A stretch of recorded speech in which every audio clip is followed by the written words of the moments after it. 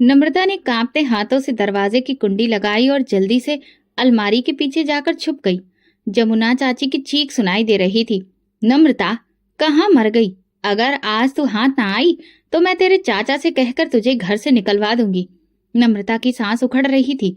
सुबह से एक निवाला भी उसके पेट में नहीं गया था और अब शाम की पूजा के बाद व्रत खोलने का वक्त पास आ रहा था, लेकिन चाची ने उसे किचन में जाने की इजाजत नहीं दी थी। ना जाने आज फिर उसे क्या सजा दी जानी थी। चाची दरवाजा पीटने लगी, ये दरवाजा कैसे बंद हुआ? नम्रता फौरन बाहर निकल, वरना मैं तुझे भाई से कहकर वो सबक सिखाऊंगी कि तेरा जीना मुश्किल हो जाएगा। उसके मन में एक दिन पहले का मंजर घूम गया, जब चाची ने गुस्से में आकर उसके खाने की प्लेट फर्श पर फेंक दी थी। ये घर तेरी माँ का नहीं है कि तू यहाँ आराम से बैठकर खाए पिए, काम किया कर, वरना रोटी के लायक भी नहीं रहेगी। चाचा घर पर होते हैं तो कुछ न बोलने की कोशिश करते हैं, मगर चाची की जुबान और आंखों की तेजी के आगे वो भी चुप हो जाते हैं। नम्रता आंखें बंद किए प्रार्थना करने लगी, मैं क्या करूं, कहाँ जाऊं? हे भगवान! इस पल दरवाजा जोरदार धमाके के साथ खुला और चाची अंदर दाखिल हुई। उनके हाथ में लोहे का चिमटा था, आंखों में दहशत नाच रही थी। यहाँ छुपी थी तू, आज देखती हूँ तू कैसे भागती है। नम्रता ने दीवार के साथ लगकर खुद को बचाने की कोशिश की, मगर चाची ने उसका बाजू जोर से खींचा। तू क्या समझती है, पूजा पाठ करने और व्रत रखने से तू देवी बन जाएगी? ये सब ढोंग है। जाकर बर्तन धो, और हाँ, व्रत खोलने के लिए कुछ भी मत मांगना, समझी? नम्रता ने पलकों पर आंसुओं का बोझ लेते हुए सिर झुकाया। वो जानती थी कि अब बोलने का कोई फायदा नहीं, मगर जब चाची ने उसे धक्का देकर किचन की तरफ धकेला तो उसका सब्र टूट गया। चाची, भगवान के लिए मैंने आज व्रत रखा है, कम से कम पानी ही दे दो। चाची की आंखों में खून उतर आया। पानी चाहिए तुझे? जा बाहर निकल और आसमान की तरफ मुंह उठाकर मांग, देखती हूँ तेरा भगवान तुझे पानी कैसे देता है। ये कहकर उन्होंने नम्रता को घसीट कर स्टोर रूम में धकेल दिया और दरवाजा बंद कर दिया। वो जमीन पर गिर गई। अंधेरे में कुछ भी नहीं दिख रहा था। बाहर से मंदिर में होने वाली पूजा की आवाजें गूंज रही थी। नम्रता रोने लगी, हे भगवान, मैंने सुना था कि तुम हर किसी की सुनते हो, मेरी भी सुन लो। तभी अचानक बाहर से चाची की चीख सुनाई दी। नम्रता के रोंगटे खड़े हो गए। आखिर ये क्या माजरा था? कोई बचाओ मुझे, कोई बचाओ। नम्रता की आंखों में खौफ था। चाची की आवाज में ऐसी दहशत थी जो उसने पहले कभी नहीं सुनी थी। वो जल्दी से दरवाजे के पास गई और कान लगाकर सुनने लगी। बाहर बर्तन गिरने की आवाजें आ रही थी, जैसे कोई किसी से उलझ रहा हो। चाची की चीखें लगातार बढ़ती जा रही थी। उसकी सांसें तेज हो गईं। वो दरवाजा पीटने लगी, चाची दरवाजा खोलो, क्या हुआ? मगर चाची ने कोई जवाब नहीं दिया। वो लगातार चीख रही थी। फिर एकदम से सब खामोश हो गया। नम्रता को ऐसा लगा जैसे घर पर कोई भारी चीज गिर गई हो। वो सहमी हुई पीछे हट गई। अंधेरे कमरे में तन्हा, भूखी, प्यासी और डरी हुई उसकी आंखों में आंसू आ गए। हे भगवान, मेरी मदद करो, मुझे यहाँ से निकाल दो। कुछ देर बाद मनोज चाचा के कदमों की आवाज सुनाई दी। वो घबराए हुए अंदर दाखिल हुए। जमुना, क्या हुआ? जमुना की कमजोर सी आवाज आई। वो नम्रता, उसने मुझे मारने की कोशिश की। वो यहाँ थी, अचानक मेरे पीछे जाकर मुझ पर वार किया। मैं किसी तरह बची हूँ। नम्रता को तो यकीन नहीं आया कि चाची उस पर इल्जाम लगा रही है। वो तो खुद यहाँ बंद थी। चाचा की आवाज लड़खड़ा रही थी। क्या? नम्रता ने? जमुना ने तुरंत कहा। हाँ, मैंने उसे स्टोर रूम में बंद किया था, मगर जैसे ही मैं पलटी वो मेरे पीछे थी। उसने मुझे धक्का दिया और मैं गिरते गिरते बची। नम्रता की आंखों में आंसू आ गए। चाची झूठ बोल रही है, मगर चाचा यकीन कर चुके थे। चाचा गुस्से में लाल होकर आग बबूला हो गए। हाथ में लकड़ी का डंडा लिए खड़े थे। कहाँ गई नम्रता? बदतमीज लड़की, तूने मेरी इज्जत पर हाथ उठाने की हिम्मत कैसे की? चाची दहाड़ी। नम्रता रोते हुए बोली, चाचा, मैं बेगुनाह हूँ, मैं तो अंदर बंद थी। मगर चाचा सुनने को तैयार नहीं थे। उन्होंने नम्रता का हाथ पकड़ा और घसीटते हुए दरवाजे तक ले आए। निकल जा मेरे घर से। आज के बाद इस दहलीज पर कदम भी मत रखना, वरना जान से मार दूंगा। नम्रता की दुनिया अंधकार में डूब गई। चाचा, मेरी बात सुनिए, मैंने कुछ नहीं किया। जमुना चाची दरवाजे पर खड़ी तंज से मुस्कुरा रही थी। जाकर अपने भगवान से भीख मांग। नम्रता के कदम बेजान हो चुके थे।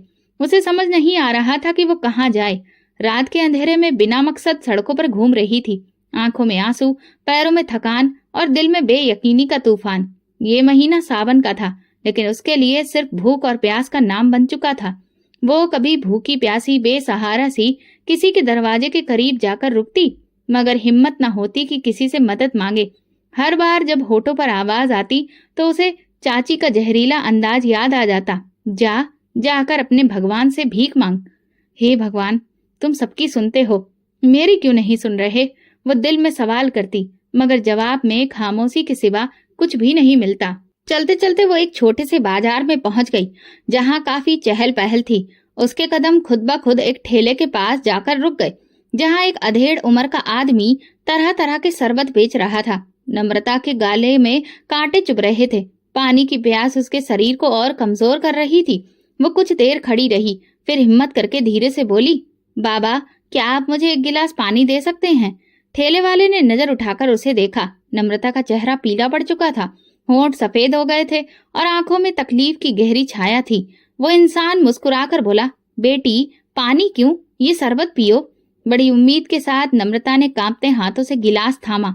खुशबूदार शरबत की ठंडी बूंदें उसके होंठों से टकराईं और जैसे ही उसने पहला घूंट पिया, एक अनजानी बेहोशी उस पर छा गई। उसका सिर चकराया, नजर धुंधली हुई और वो खुद पर काबू खो बैठी। बाबा, ये मुश्किल से नम्रता के होठों से कुछ शब्द निकले, मगर अगले ही पल सब ढेर हो गया। ठेले वाले ने जल्दी से देखा, फिर दौड़कर नम्रता को सहारा दिया। चलो, काम हो गया। वो ठेले वाला अपने आसपास की नजरों से बचते हुए उसे जल्दी से अपने ठेले के पीछे ले गया। जल्दी करो, इसको बोरी में डालो, उसने किसी से कहा। एक औरत, जो शायद उसकी पत्नी थी, फौरन आगे बढ़ी और नम्रता के बेहोश शरीर को देखकर बोली, बड़ी खूबसूरत है, अच्छा माल है। पहले वाला हंसने लगा।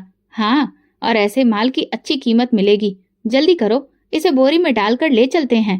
नम्रता नहीं जानती थी कि उसके साथ क्या हो रहा है और ना ये कि उसकी किस्मत उसे कहाँ ले जा रही है। रात के अंधेरे में दो जालिम हाथ उसे उठाकर पता नहीं कहाँ ले जा रहे थे। उसकी बेहोशी धीरे धीरे कम हो रही थी। उसके सिर में बहुत दर्द था और आंखें खोलने की कोशिश में जैसे ही रोशनी की तेज चमक ने उसे चौंकाया, उसका पूरा शरीर बोझिल हो गया, जैसे वो किसी भारी चीज में लिपटी हो। वो अपने दिमाग पर जोर दे रही थी, लेकिन सब कुछ धुंधला था। जाग गई, एक गहरी मर्दाना आवाज ने उसके कानों में जहर घोल दिया। नम्रता का दिल जोर से धड़कने लगा। उसने कमजोरी के बावजूद हरकत करने की कोशिश की, मगर जैसे ही उसने पलटना चाहा, उसे एहसास हुआ कि वो एक बोरी में कैद है। छोड़ो मुझे, मैं कहाँ हूँ? वो चिल्लाई, मगर किसी ने उसकी आवाज पर ध्यान नहीं दिया। बस चुप कर, ज्यादा आवाज निकली तो तेरी कीमत गिर जाएगी। एक औरत की बेरहम आवाज सुनाई दी। डर के मारे नम्रता का बदन कांप उठा। उसने बोरी के अंदर से हाथ निकालने की कोशिश की, मगर उसके हाथ रस्सियों से बंधे थे। ये सब क्या है? कौन हो तुम लोग? आंखों में आंसू लिए वो प्रार्थना करने लगी। ठेले वाले ने ठहाका लगाया, अरे लड़की, हम तो सिर्फ व्यापारी हैं, हमारा काम खरीद फरोख्त है और आज किस्मत ने हमें तेरा जैसा कीमती माल दे दिया है। नम्रता का दिल जोर से धड़कने लगा। नहीं, मुझे जाने दो, भगवान के वास्ते मुझे छोड़ दो। ठेले वाले की बीवी ने जहरीले अंदाज में हंसते हुए कहा, भगवान का कोई वास्ता नहीं होता, सिर्फ रुपए का वास्ता होता है। नम्रता अब समझ चुकी थी कि वो किसी बहुत बड़ी मुसीबत में फंस चुकी है। ठेले वाले ने बोरी को घसीट कर जमीन पर पटका। वो अभी आने वाला है, वो ले जाएगा इसे। नम्रता की चीखों से कमरा गूंज उठा। उसे कुछ समझ नहीं आ रहा था क्या हो रहा है। हाँ ठीक है, जवान है, खूबसूरत है, कमाल का माल है। 5,000 दे सकता हूँ, एक आदमी बोला। 5,000? ठेले वाला झट से बोला, ये इतनी आसानी से नहीं मिलने वाली, कम से कम 7,000 दो। नम्रता घबरा गई। ये लोग उसे बेच रहे थे जैसे वो कोई जानवर हो। अच्छा, 6,000? ये आखिरी कीमत है, उस आदमी ने हाथ में नोटों की गड्डी लहराते हुए कहा। ठेले वाला और उसकी पत्नी नोटों को चमकती आंखों से देख रहे थे। ठीक है, ले जाओ इसे। नम्रता ने चीखने की कोशिश की, मगर उस आदमी ने उसके मुंह पर हाथ रख दिया। बस, अब चुप, अब तेरा मालिक मैं हूँ। अंधेरे में उसे घसीट कर गाड़ी में डाल गया। गाड़ी के शीशे काले थे और बाहर कुछ नजर नहीं आ रहा था। कई घंटे बाद जब नम्रता को होश आया तो वो एक बंद कमरे में थी। रोशनी धीमी थी, मगर जो कुछ उसने देखा वो उसके दिमाग पर बिजली बनकर गिरा। सामने दीवारों पर रंगीन पर्दे झूल रहे थे, जमीन पर जगह जगह कालीन बिछे थे और कमरे के बाहर औरतों की धीमी हंसी और मखौल की आवाजें आ रही थीं। नम्रता ने कांपते हाथों से दरवाजे को धक्का दिया, मगर वो बंद था। अचानक बाहर से आवाज आई, ये नई लड़की है, आज रात इसका पहला ग्राहक आएगा। नम्रता का पूरा शरीर कांप गया। वो किसी कोठे पर थी, उसकी जिंदगी एक नरक बन गई थी। हर रात जब कोई ग्राहक उसके कमरे में दाखिल होने की कोशिश करता तो वो चिल्ला उठती, मेरा भगवान मुझे बचाएगा। कुछ लोग हंसते, कुछ गुस्से में आकर दरवाजा पीटते और कुछ उसे पागल समझकर वापस चले जाते। लेकिन नम्रता ने हार नहीं मानी। वो जानती थी कि उसका कोई नहीं है, लेकिन भगवान उसके साथ है। लड़की बहुत जिद्दी है, कमला ने गुस्से से कहा। इतने दिन हो गए मगर अभी तक ये अपनी किस्मत को कबूल नहीं कर पाई। नम्रता ने आंखों में आंसू लिए कहा, ये मेरा नसीब नहीं है, मेरा नसीब वही है जो मेरा भगवान चाहेगा। कोठे की बाकी औरतें हैरानी से उसे देखती थीं। कुछ के दिल में रहम आता, कुछ उसकी हिम्मत पर जलने लगती। यहाँ भगवान का कोई नाम नहीं चलता, एक औरत बोली। नम्रता रोज रात को भगवान से पूछती, मेरी ये परीक्षा कब खत्म होगी? तुम अपने भक्तों की परीक्षा लेते हो, मेरी भी ले रहे हो, लेकिन आखिर कब तक? हालात नहीं बदले थे। एक दिन कोठे पर एक अमीर आदमी आया। उसके कपड़े बहुत महंगे थे, आंखों में घमंड और हाथों में पैसों की गड्डी थी। कमला ने उसके सामने नम्रता को पेश किया। ये लड़की नई है मगर बहुत ही जिद्दी भी है, लेकिन तुम्हारे जैसे आदमी के सामने शायद ये सिर झुका दे। नम्रता ने नफरत भरी नजर से उसे देखा, मगर वो इंसान मुस्कुराकर बोला, मैं खरीद लूंगा, इसमें कोई मुश्किल नहीं, पैसा हर जिद को तोड़ देता है। नम्रता के अंदर नफरत और बढ़ गई।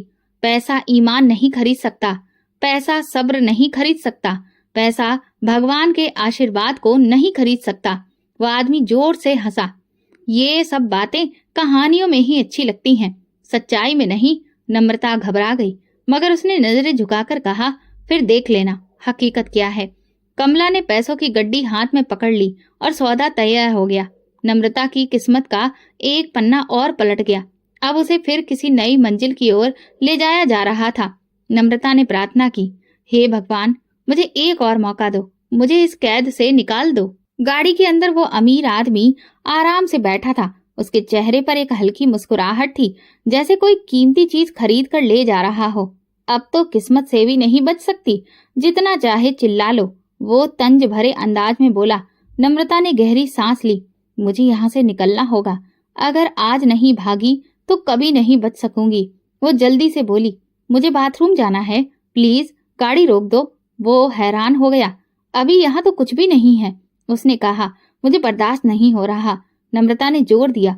वो शख्स कुछ लम्हे उसे गौर से देखता रहा, फिर बेजारी से बोला, गाड़ी सुनसान जगह पर रोक दो, जल्दी करो, ज्यादा वक्त मत लगाना। नम्रता ने दरवाजा खोला। जैसे ही वो बाहर निकली, उसने चमचमाते कार के पहियों पर नजर डाली, फिर आसपास फैले जंगल को देखा। यही मौका था। वो धीरे धीरे झाड़ियों की तरफ बढ़ी और जैसे ही वो शख्स लापरवाही से फोन निकाल कर व्यस्त हुआ, नम्रता ने मौका देखकर दौड़ लगा दी। अंधेरे जंगल में वो पागलों की तरह भाग रही थी। कांटे उसके पैरों में चुभ रहे थे, टहनियां उसके चेहरे पर निशान डाल रही थीं, मगर उसने अपनी तकलीफ का एहसास नहीं किया। उसके मन में सिर्फ एक ही बात चल रही थी, अगर आज रुक गई तो सारी जिंदगी रुक जाएगी। पीछे से उस शख्स की आवाज आई, रुक जा, मैं तुझे जिंदा नहीं छोड़ूंगा। नम्रता और तेज भागी, सांस फूलने लगी, लेकिन वो रुकी नहीं। वो पत्थरों पर गिरी, कांटों में उलझी, मगर फिर भी दौड़ती रही। कुछ पलों के बाद उसके पीछे कदमों की आवाज धुंधली पड़ने लगी। शायद वो रास्ता भटक चुकी थी। अब वो सुनसान जंगल में थी। न जाने कौन सा रास्ता था, न कोई रोशनी दिख रही थी।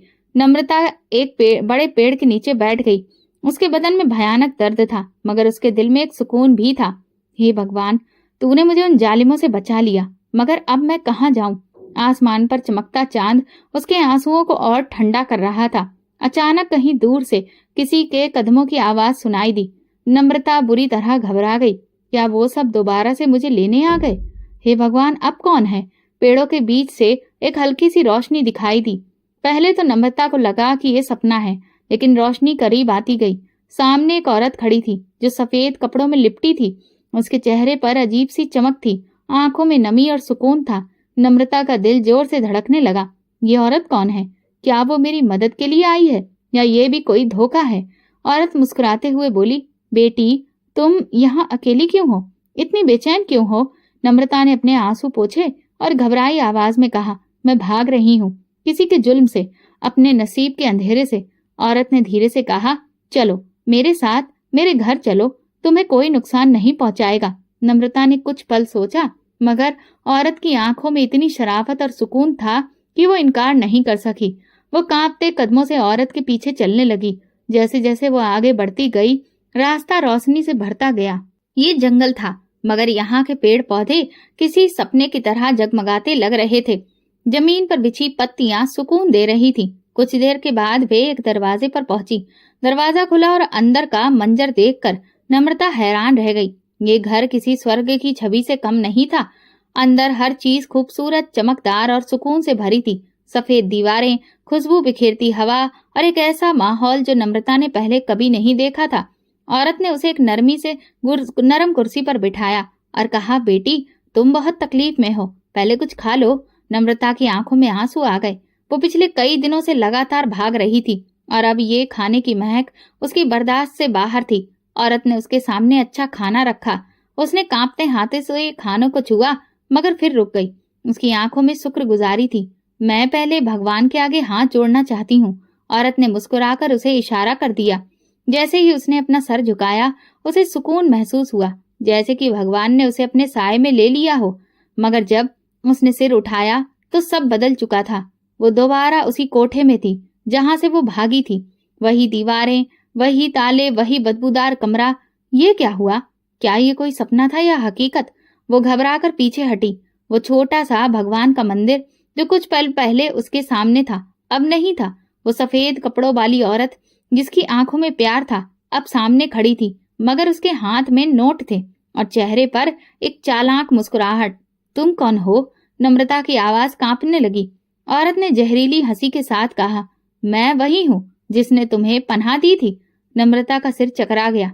ये सब सपना था या हकीकत? तुमने मुझसे झूठ बोला और धोखा दिया। नम्रता बोली। औरत ने नोट कमला के हाथ में थमा दिए।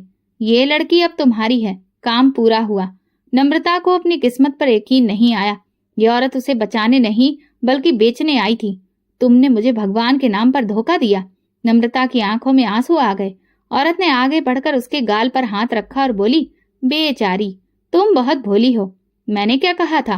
भगवान सबको बहुत देता है, मुझे भी दिया है, इन नोटों की शक्ल में। नम्रता के पैरों तले से जमीन खिसक गई।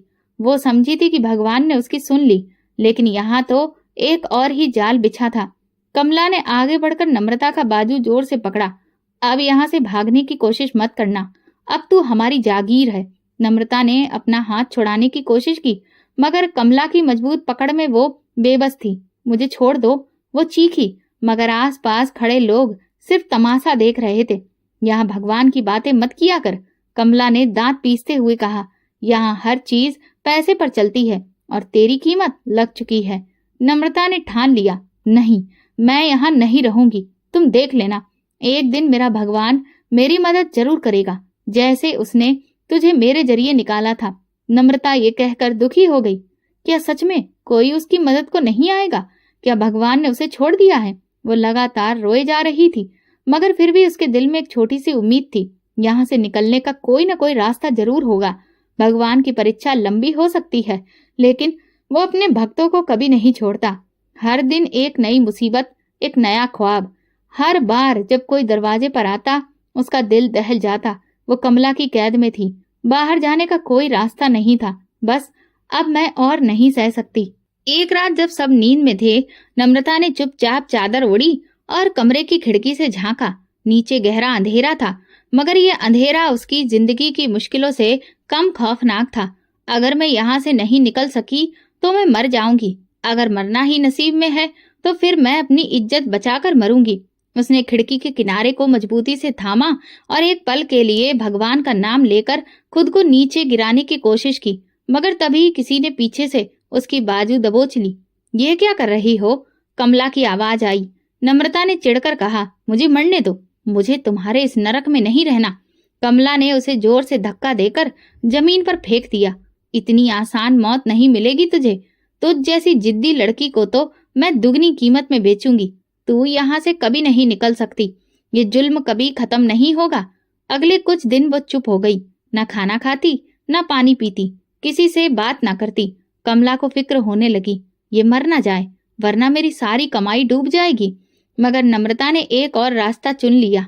एक रात उसने अपने कमरे में मौजूद कांच की बोतल को जमीन पर जोर से मारा और उसके टुकड़े उठा लिए। अगर मेरा शरीर भी मेरे लिए कैद बन गया है तो मैं इसे खुद खत्म कर दूंगी। उसने कांच के नुकीले टुकड़े को अपनी कलाई पर रखकर दबाने ही वाली थी कि दरवाजा धड़ाम से खुला। पकड़ो इसे।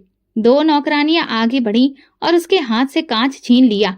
नम्रता ने उनसे टकराने की कोशिश की, लेकिन वो बहुत कमजोर हो चुकी थी। ये तो सच में मरने के करीब है, एक नौकरानी बोली। कमला ने नम्रता को देखा। उसका चेहरा सफेद था, जैसे बिल्कुल हड्डियों का ढांचा लग रही थी। अब ये किसी काम की नहीं। अगर मर गई तो पुलिस केस बन जाएगा। इसे खत्म करो, खत्म करो। नम्रता ने धीरे से आंखें खोली। ये लोग मुझे मारने वाले हैं। नहीं, इसे मारने की जरूरत नहीं, बस समझो कि ये मर चुकी है।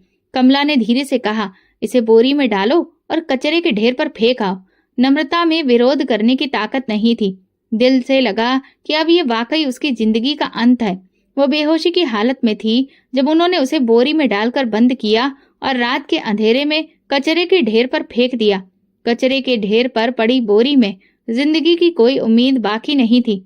अंधेरे में कुछ आवारा कुत्ते खाने की तलाश में इधर उधर भटक रहे थे और बार बार बोरी के पास आकर सूंघ रहे थे। सुबह की हल्की रोशनी फैल रही थी जब एक उम्र दराज जोड़ा जो वहां रोज कचरा बीनने आता था गली में पहुंचा। मर्द ने बोरी की तरफ इशारा किया, यहाँ कुछ बड़ा सा सामान पड़ा है, देखो तो सही। उन्होंने बोरी को ध्यान से देखा। अंदर कुछ हरकत होती सी लगी। उसने घबराकर जल्दी से बोरी की रस्सी खोली और जैसे ही अंदर देखा, चीख निकल गई। ये कोई लड़की है। बूढ़ा आदमी तुरंत आगे बढ़ा और बोरी खोल दी। अंदर एक सफेद पड़े चेहरे वाली, बेहोश और सूखे होठों वाली लड़की पड़ी थी। ये जिंदा है? औरत ने घबराकर पूछा। मर्द ने कांपते हाथों से नम्रता की नब्ज की जांच की। कमजोरी बहुत है, लेकिन सांसें चल रही हैं। इसे तुरंत घर ले जाना होगा। औरत ने जल्दी से नम्रता को सहारा दिया और दोनों पति पत्नी मिलकर उसे अपनी छोटी सी झोपड़ी में ले गए। नम्रता को होश आया तो उसने खुद को एक नरम बिस्तर पर पाया। उसके आसपास एक सादा मगर साफ सुथरा कमरा था। दीवारों पर लगी तस्वीरों से अंदाजा हो रहा था कि ये किसी मुस्लिम का घर था। नम्रता की आंखों में डर था। ये कहाँ हूं मैं? बेटी, घबराओ मत, एक नरम आवाज उसके कानों में पड़ी। एक बूढ़ी औरत जिसकी आंखों में माँ के जैसी मोहब्बत थी, उसके पास बैठी थी। मैं कौन हूँ? नम्रता ने कमजोरी से पूछा। औरत और मर्द ने हैरानी से एक दूसरे को देखा। तुम्हें कुछ याद नहीं? मर्द ने नरमी से पूछा। उसका दिल और दिमाग बिल्कुल खाली था। उसे सिर्फ इतना याद था कि उस पर बहुत जुल्म हुआ था, मगर कौन था वो जालिम? वो कहाँ से आई थी? कुछ भी याद नहीं आ रहा था। औरत ने नम्रता का हाथ थामकर प्यार से कहा, कोई बात नहीं बेटी, अब तुम हमारे साथ हो, हम तुम्हें अकेला नहीं छोड़ेंगे। आप लोग कौन हैं? नम्रता ने रुआसी आवाज में पूछा। बूढ़ा मुस्कुराया। हम बरसों से बे औलाद हैं। शायद खुदा ने हमें तुम्हारे जरिए औलाद दे दी।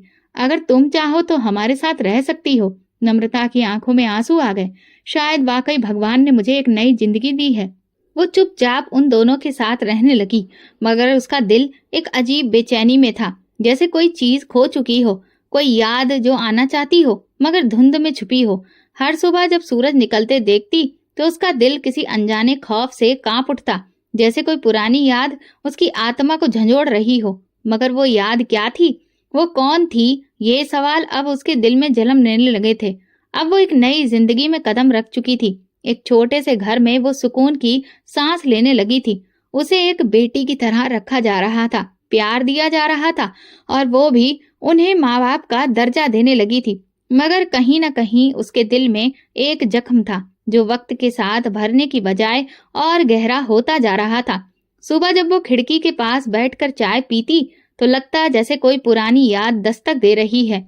मगर वो वक्त क्या था?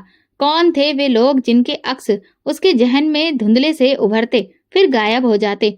नम्रता की जिंदगी अब ठीक थी, मगर एक चीज उसे बेचैन कर देती। जब भी वो मंदिर की घंटियां सुनती तो एक अनोखा एहसास होता, जैसे वो बहुत कुछ कीमती खो चुकी हो, जैसे वो किसी ऐसी चीज में डूबी हो जो कभी उसकी जिंदगी का हिस्सा थी। एक दिन वो घर में अकेली बैठी थी जब पास के ही मंदिर से आरती की आवाज गूंजी और हर हर महादेव सुनाई दिया। उसका दिल जोर से धड़क उठा और अपने आप ही उसके दोनों हाथ हवा में उठ गए और मुंह से हर हर महादेव निकला। फिर वो एकदम रुक गई। मैं ये क्या कर रही हूँ? उसने हैरानी से अपने हाथों को देखा, फिर जल्दी से नीचे कर लिया, मगर उसके अंदर एक हलचल मच गई थी। उस शाम जब वो आईने में अपने बाल ठीक कर रही थी, उसकी नजर अपनी कलाई पर पड़ी, जहां एक हल्का सा निशान था। वो निशान जो शायद किसी वक्त की किसी कैद की निशानी थी। ये निशान कहाँ से आया? क्या मेरे साथ कभी कुछ हुआ था? नम्रता ने आंखें बंद करके सोचने की कोशिश की, मगर मन में सिर्फ धुंधलापन था। बेचैनी बढ़ने लगी। जब भी वो सोने के लिए लेटती तो सपने में उसे पुराना घर नजर आता। कभी कोई औरत जिसका चेहरा धुंधला था जो उसे झिंझोड़ रही होती, कभी वो खुद को किसी बंद कमरे में कैद पाती, कभी किसी के कदमों की तेज आवाज सुनती जो उसकी तरफ बढ़ रहे होते। वो उन सपनों से हड़बड़ाकर उठ जाती, मगर कोई भी सिरा हाथ नहीं आता। ये सब सपने क्यों आ रहे हैं? क्या ये मेरे अतीत की कोई यादें हैं? लेकिन मेरा अतीत है क्या? एक दिन उसने अपनी अम्मा से पूछा, अम्मा, अगर कोई अपनी जिंदगी का एक हिस्सा भूल जाए तो क्या वो वापस आ सकता है? औरत ने नरमी से मुस्कुराते हुए कहा, वक्त के साथ सब याद आ जाता है बेटी। कभी कभार दिल की कोई चीज हमें हमारे असली रास्ते की तरफ ले जाती है। नम्रता ने आसमान की तरफ देखा। क्या मेरा असली रास्ता कुछ और था? क्या मैं किसी और की बेटी थी, या फिर ये सब मेरा वहम था? लेकिन उसे पता नहीं था कि हकीकत बहुत जल्द उसके सामने आने वाली थी। एक दिन वो बाजार में सामान लेने गई। वो सब्जी वाले के ठेले से टमाटर चुन रही थी जब अचानक उसे एहसास हुआ कि कोई उसे लगातार देख रहा है। नम्रता ने अचानक सिर उठाकर देखा। सामने एक नौजवान खड़ा था, गंभीर सा मगर उलझा हुआ। उसकी आंखें जैसे किसी तलाश में थी। नम्रता ने उसे देखा और दिल में एक अजीब हलचल जागी। ये कौन है? मैंने इसे पहले भी कहीं देखा है, मगर कहाँ? लड़का कुछ पल तक उसे देखता रहा, फिर जैसे अपनी हिम्मत जुटाकर उसके पास आया। नम्रता का दिल जोर से धड़का। ये मुझे मेरे नाम से क्यों बुला रहा है? क्या तुम नम्रता हो? लड़के की आवाज में बेचैनी थी। नम्रता ने हैरानी से कहा, माफ कीजिए, मगर मैं आपको नहीं जानती। लड़के के चेहरे पर हैरानी और खुशी का मिला जुला भाव था। मैं आदित्य हूँ। क्या तुम्हें कुछ याद नहीं? मैं तुम्हारे चाचा के मोहल्ले में रहता था। तुम मुझे नहीं पहचान रही? नम्रता का दिमाग जैसे रुक सा गया। चाचा? कौन चाचा? मेरा तो कोई चाचा नहीं। वो पीछे हटने लगी, मगर जैसे ही उसने कदम पीछे रखा, उसके मन में एक धुंधला मंजर उभरा। एक पुराना घर, आंगन और वही लड़का जो छत पर खड़ा कभी दूर से उसे देखा करता था, कभी चाचा की डांट से डर के मारे चुपके से मुस्कुराता। नम्रता ने अपनी कनपटियां दबा ली। ये क्या हो रहा है मुझे? क्यों चक्कर आ रहे हैं? आदित्य ने परेशानी से सहारा देने की कोशिश की। नम्रता, तुम्हें क्या हुआ?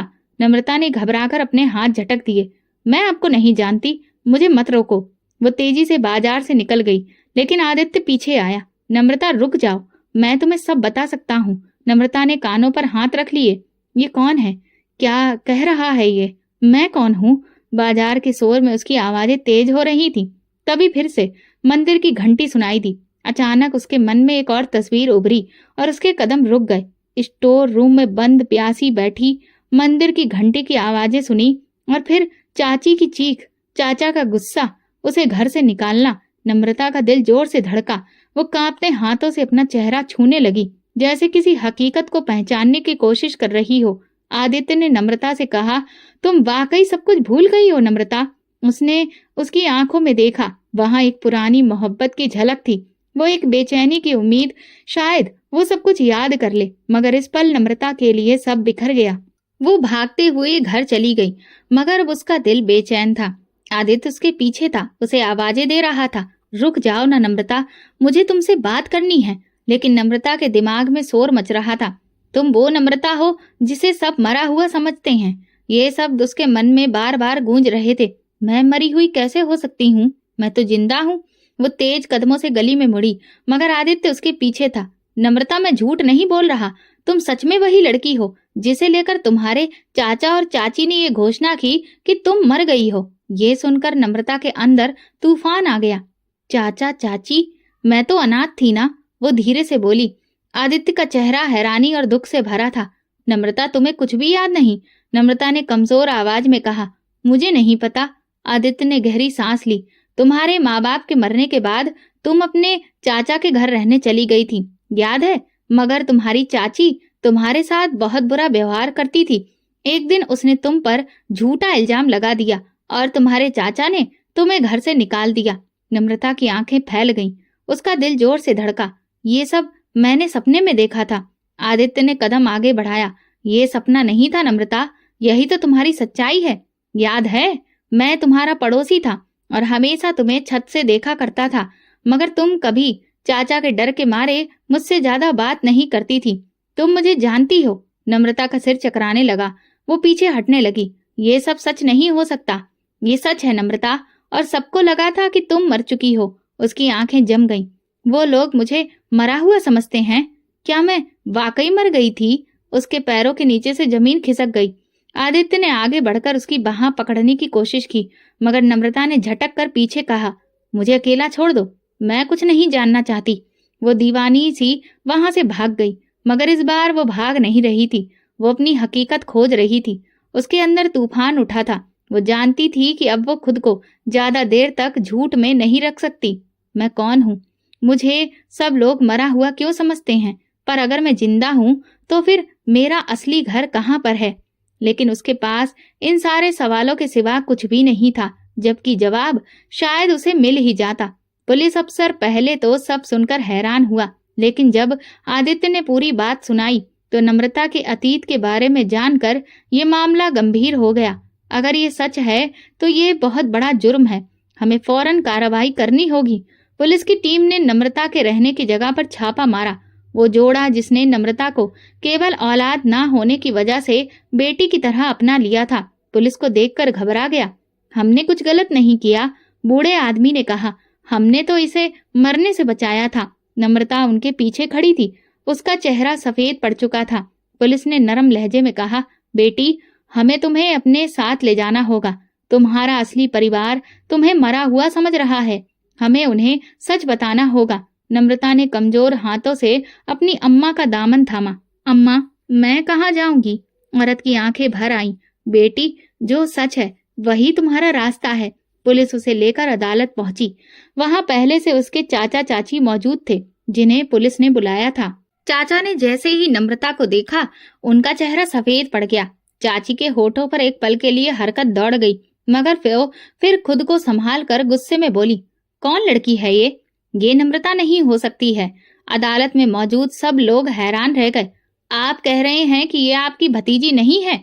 चाचा ने पसीने में भीग कर कहा। जी हाँ, नम्रता तो सालों पहले मर चुकी थी। नम्रता का दिल सिहर उठा। यही वो लोग थे जिन्होंने मुझे घर से निकाला और अब कह रहे हैं कि मैं मर चुकी हूँ। आदित्य ने तुरंत कहा, ये झूठ बोल रहे हैं। नम्रता को इन्होंने खुद घर से निकाला था और फिर शायद इसी वजह से उसके मरने की अफवाह फैला दी ताकि ये बदनाम ना हो।